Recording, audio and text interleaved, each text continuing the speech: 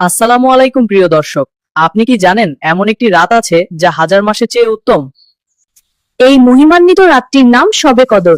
আজকের ভিডিওতে আমরা জানবো শবে কদর কি, কেন এটি এত গুরুত্বপূর্ণ এবং এই রাতে আমাদের কি করা উচিত।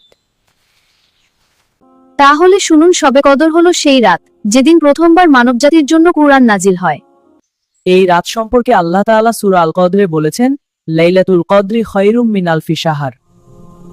অর্থাৎ শবে কদর হাজার মাসের চেয়েও উত্তম।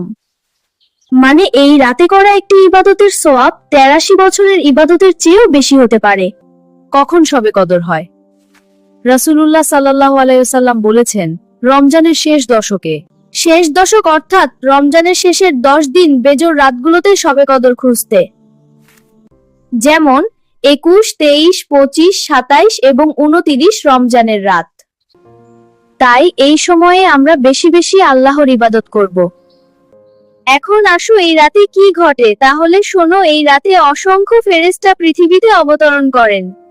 পুরো রাত জুড়ে আল্লাহর রহমত ও শান্তি নেমে আসে।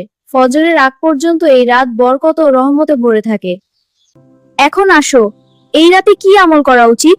এই রাতে আমাদের উচিত বেশি বেশি নামাজ পড়া, কুরআন তিলাওয়াত করা, আল্লাহর কাছে ক্ষমা চাওয়া, বেশি বেশি দোয়া করা। আর একটা কথা, রাসূলুল্লাহ সাল্লাল্লাহু আলাইহি ওয়াসাল্লাম আমাদের একটি বিশেষ দোয়া শিখিয়েছেন। দোয়াটি হলো, আল্লাহুম্মা ইন্নাকা আফুউন তুহিব্বুল আফওয়া ফা'ফু আন্নি।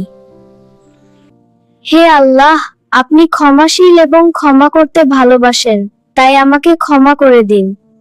তাই রমজানের শেষ 10 রাতে বেশি বেশি ইবাদত করুন এবং আল্লাহর রহমত লাভ করার চেষ্টা করুন। আর ভিডিওটি বেশি করে শেয়ার করে দাও তোমাদের বন্ধুর কাছে, যাতে তারাও শবে কদর সম্পর্কে জানতে পারি।